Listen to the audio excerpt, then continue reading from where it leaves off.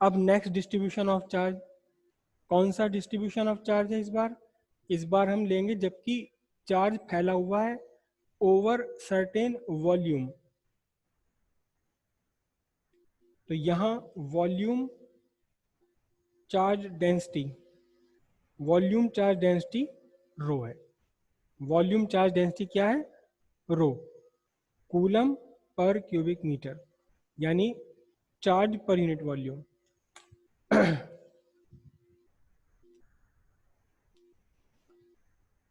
एक स्फीयर,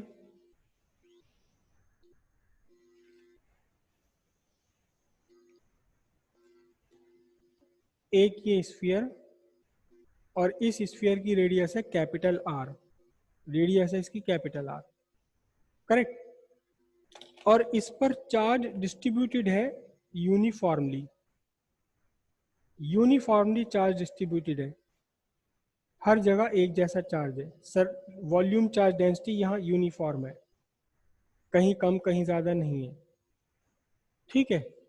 अब यहाँ तीन कंडीशन हो सकती है इलेक्ट्रिक फील्ड फाइंड करने के लिए। एक कंडीशन तो वो बनेगी जबकि आपका इलेक्ट्रिक फील्ड फाइंड करने वाला पॉइंट P बाहर है, किसके बाहर है?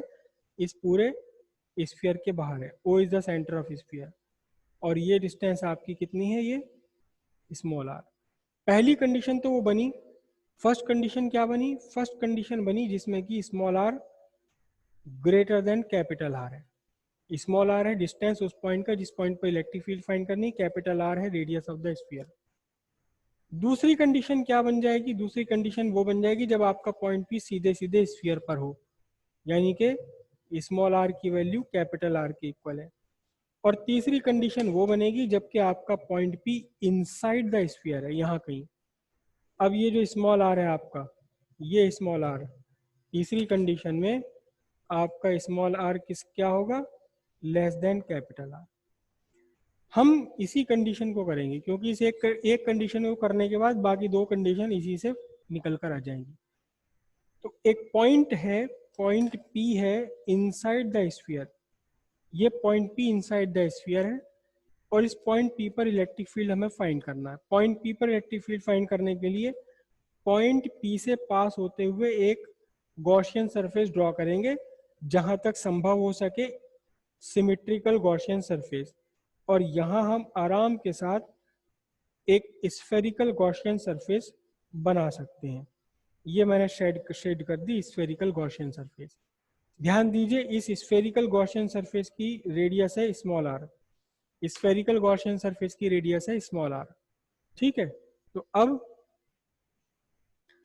हमें इस पॉइंट P पर इलेक्ट्रिक फील्ड फाइंड करना है, ठीक है।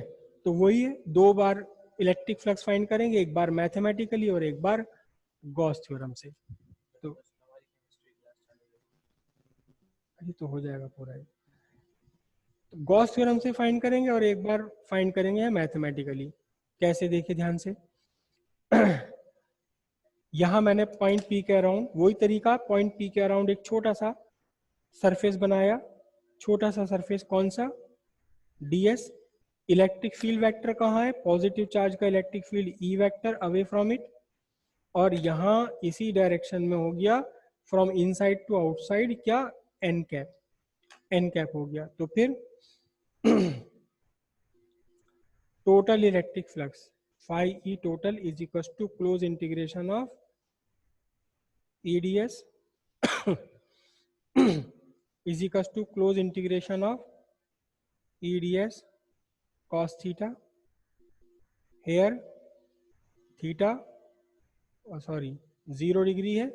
क्यों? क्योंकि E वेक्टर पैरेलल है DS वेक्टर के। तो total electric flux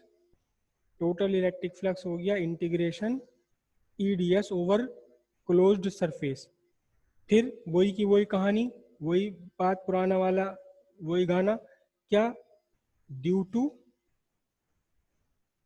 symmetry of Gaussian surface E is constant all over it. तो फिर हम इंटीग्रेशन में से इस E को बाहर निकाल सकते हैं। E बाहर निकाल लिया, इंटीग्रेशन DS, और DS जोड़ते जोड़ते क्या बन जाएगा? इस छोटे वाले स्फीयर का curved surface.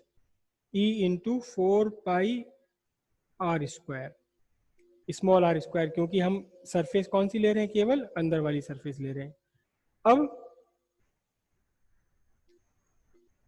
Bye Gauss's theorem, Gauss theorem के हिसाब से गॉस साहब ने क्या कहा, उन्होंने कहा total electric field is equal to Q by epsilon naught. Q कौन सा है, enclosed inside the Gaussian surface.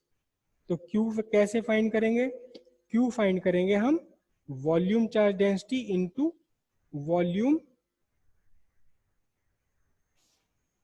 Enclosed bye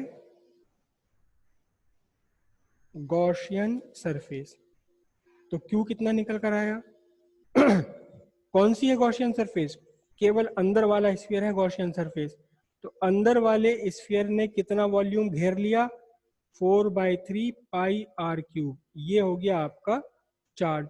इस चार्ज को ऊपर उठा करके रख दीजिए। तो गॉस थ्योरम के अकॉर्डिंग, गॉस थ्योरम के अनुसार कितना हुआ इलेक्ट्रिक फ्लक्स, ये हुआ sigma rho into 4/3πr³ divided by epsilon naught. ये भी टोटल इलेक्ट्रिक फ्लक्स है गॉस के अकॉर्डिंग, ये भी टोटल इलेक्ट्रिक फ्लक्स है मैथमेटिकली। तो फिर दोनों को इक्वल कर दें हम, किन दोनों को, ये टोटल इलेक्ट्रिक फ्लक्स और ये वाला टोटल इलेक्ट्रिक फ्लक्स।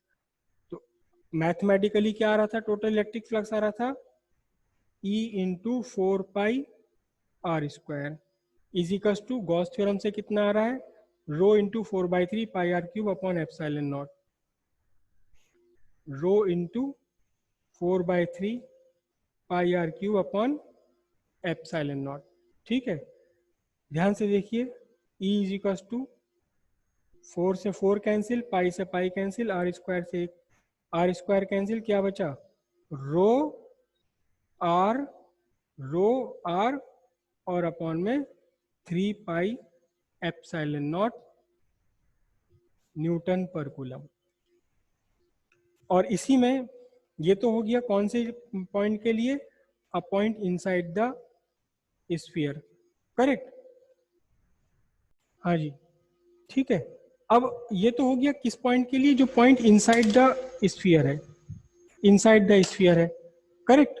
इसके बाद की दो डेरिवेशन आप आगे करेंगे क्योंकि आपकी केमिस्ट्री क्लास शुरू होने वाली है। देखिए ध्यान से, पॉइंट यहां लेने के लिए, इस पॉइंट को लेने के लिए आप दूसरी डेरिवेशन कर लो। कैसे कर लोगे, उसमें फिर आपको क्या करना होगा, उसमें फिर आपको ये पॉइंट यहां लेना है। तो ध्यान दीजिएगा, इस बार जो गॉसियन सरफेस है, गॉसियन सरफेस आपका गिवन स्फीयर ही गॉसियन सरफेस बन जाएगा। और फिर यहाँ आपका π4π कैपिटल R³ बनेगा, और यहाँ भी फिर आपका क्या बनेगा, कैपिटल R³ बन जाएगा, करेक्ट, 4π कैपिटल R³। या फिर इसमें आप क्या रख सकते हो, टोटल चार्ज, अगर आपको गिवन है टोटल चार्ज कितना है, टोटल चार्ज Q है, तो फिर सिंपली ये आपको नहीं करना पड़ेगा और सीधे सीधे टोटल चार्ज Q रख लोगे, एक और आपका फॉर्मूला आ जाएगा, कैपिटल R में आ जाएगा।